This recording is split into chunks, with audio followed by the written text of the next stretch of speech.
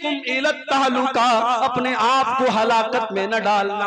और आगे अल्लाह क्या फरमाता है, व अहसिनु इन्नल्लाह युहिब्बुल मुहसिनीन। और ऐ मेरे बंदो, एहसान किया करो। अल्लाह ताला को एहसान करने वालों से प्यार है। अल्लाह एहसान करने वालों से प्यार करता है, एहसान करने वालों से मोहब्बत करता है। अब ये एहसान क्या चीज है, नोट कर लो मेरी बात। शरीयत में एहसान 3 चीजों को बोलते हैं। एहसान का पहला मतलब, मैं नमाज पढ़ रहा हूं। अब नमाज पढ़ने का 2 मकसद हो सकता है।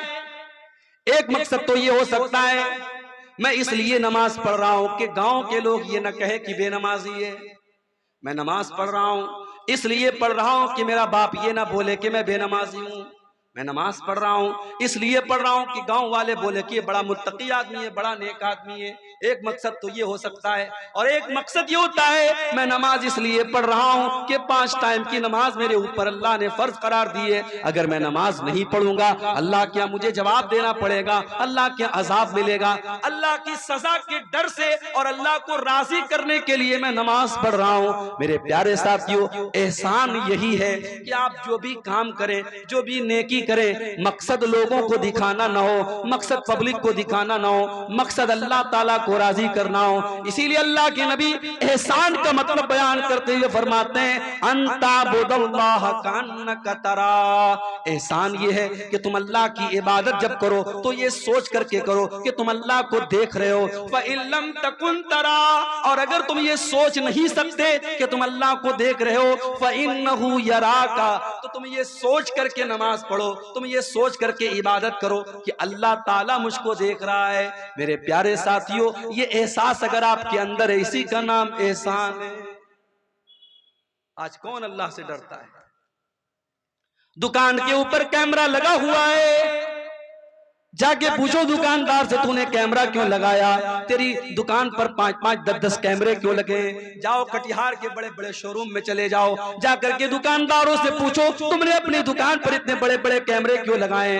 वो बोलेगा, हमने सुरक्षा के लिए लगाए, हमने सिक्योरिटी के लिए लगाए। अगर हमारी दुकान का माल कोई चुरा के लेके जाने लगेगा, हम कैमरे से पकड़ लेंगे, हम कैमरे से देख लेंगे।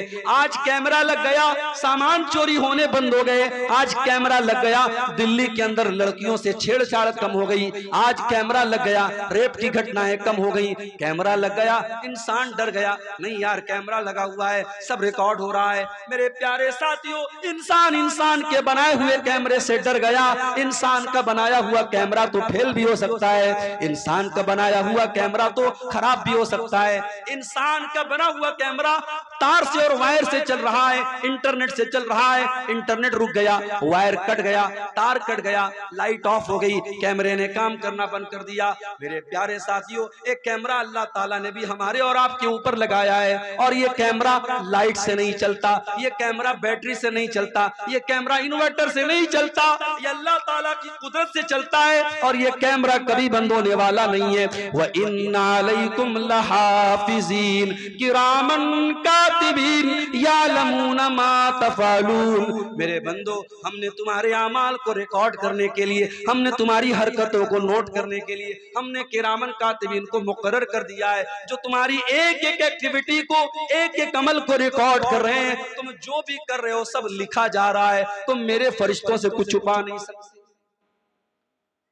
आप जलसे में गए थे, सामने कोई खूबसूरत लड़की आ रही थी, आप माशाल्लाह कुर्ता पैजामा भी पहने हुए थे, आपने सर पे टोपी भी लगाई थी। आपने सोचा कि डायरेक्ट अगर लड़की को देखूंगा गांव वाले सोचेंगे बड़ा बेहुदा आदमी है, बड़ा बदतमीज आदमी है। आपने नजरें कहीं और कर दी, निशाना कहीं और कर दिया, आपकी निगाहें कहीं और हैं, निशाना कहीं और है, कोई दूसरा आदमी देखने वाला नहीं है। अल्लाह फरमाता है, यालमु खाइनतल आयुनि व मा तुख्फी सुदूर। अल्लाह तो वो है जो तुम्हारी आंखों की चोरी को भी जानता है। जब तुम्हारी आंखें इधर उधर चक्कर लगाती हैं, तुम्हारे आंखें कहीं होती है, निशाना कहीं होता है। वमा तुख्फी सुदूर, अल्लाह तो वो है जो तुम्हारे दिल के अंदर छुपे हुए राज और भेद को भी जानता है। उससे बच के कहां जाओगे मेरे भाई? उसका कैमरा तो कभी बंद नहीं होगा। और कल कयामत का दिन जब आएगा और हम और आप अल्लाह के पास जाएंगे, हमारी जिंदगी भर के कैमरे की रिकॉर्डिंग हमारे सामने रख दी जाएगी। ववुज़िअल किताब, तुम्हारी जिंदगी भर की किताब, तुम्हारा नाम आमाल, तुम्हारा सारा कच्चा चिट्ठा तुम्हारे सामने रख दिया जाएगा। फतरल मुजरिमीना मुशफिकीना मिम्मा फीही व यक़ूलूना या वैलतना मा लिहाज़ल किताबि ला युगादिरु सगीरतन वला कबीरतन इल्ला अहसाहा। और बंदा कहेगा अल्लाह ये कैसी किताब है, ये कैसा रजिस्टर है, ये कैसा नाम आमाल है, इसके अंदर कोई छोटा से छोटा और बड़ा से बड़ा कोई अमल ऐसा नहीं है जो इसके अंदर रिकॉर्ड न किया गया हो। हमारे ये यूट्यूबर लोग बैठे हुए माशाअल्लाह, हम और आप सोचते हैं यार कितनी खिदमत कर रहे हैं, दूर दूर से पूर्णिया से कहां से आते हैं, जलसे में कितनी मेहनत कर रहे हैं, मगर आज भी इतना मना करने के बावजूद और इतना बोलने के बावजूद कई चैनल वाले ऐसे हैं, तकरीर मैं कर रहा हूं, कोई और बात कर रहा हूं और वो उस पर हेडिंग कुछ और लगा रहे हैं। फलस्तीन में जो वाकयात हो रहे हैं, मैंने एक तकरीर में थोड़ा सा जिक्र किया, इन्होंने मिर्च मसाला लगा के हेडिंग लगा दी, इसराइल के खिलाफ बोले मौलाना। अब इंडिया टीवी वाले ने कल चला दिया मेरा भी वीडियो। अब भाई मीडिया वाला तो तलाश करता है ना यूट्यूब पर, आपकी भड़काऊ हेडिंग ने जलती में तेल का काम किया। जो बात मैंने बोली नहीं उसका भी जिम्मेदार मुझे करार दे दिया गया। क्यों ऐसा काम करते हो मेरे भाई? ऐसी गंदी गंदी तस्वीरें मेरे फोटो के साथ लगा करके हेडिंग लगा दी, कुंवारे लोग ना देखे इसको, शादीशुदा लोग देखे। अब आदमी सोचता है यार पता नहीं मौलाना ने ऐसी कौन सी बात बयान की। इस तरीके की उल्टी सीधी हेडिंग और थंबनेल लगा करके आज ये चैनल वाले 4 पैसे कमा तो लेंगे मेरे भाई, मगर कल अल्लाह क्या जवाब देना पड़ेगा। तूने एक आलिम की इज्जत, एक मुकर्रिर और एक तकरीर करने वाले खतीब की इज्जत पर तूने बट्टा लगाने की कोशिश की है और तूने पैसे के लिए तू इस हद तक गिर गया, अल्लाह क्या जवाब देना पड़ेगा मेरे प्यारे साथियों। कल कयामत के दिन हम सब की जिंदगी का नाम आमाल और हमारा कच्चा चिट्ठा और हमारी पूरी वीडियो फाइल, हमारी पूरी वीडियो रिकॉर्डिंग, हमारी जिंदगी की एक एक्टिविटी हमारे सामने रख दी जाए। ववजदू मा अमिलू हाजिरा, तुमने जो भी अमल किया होगा सब तुम्हारे सामने आ जाएगा। वला यज़लिमु रब्बुका अहदा, और अब्दुल गफ्फार साहब की फाइल में वही बात होगी जो उन्होंने किया है, मुनीरुल इस्लाम साहब की फाइल में वही बात होगी जो उन्होंने किया होगा, मौलाना बदरुद्दोजा साहब की फाइल में वही बात होगी जो उन्होंने किया होगा। हर इंसान की अपनी फाइल होगी, अपनी किताब होगी। अल्लाह ताला किसी के साथ कोई जुल्म नहीं करेगा, किसी के साथ कोई अत्याचार नहीं करेगा।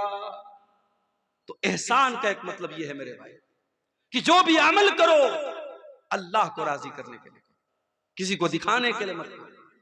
मगर वो दौर खत्म हो गया। पहले के दौर में लोग नेकी करते थे तो छुप करके करते थे। कहावत थी नेकी कर दरिया में डाल, कहावत थी नेकी कर दरिया में डाल।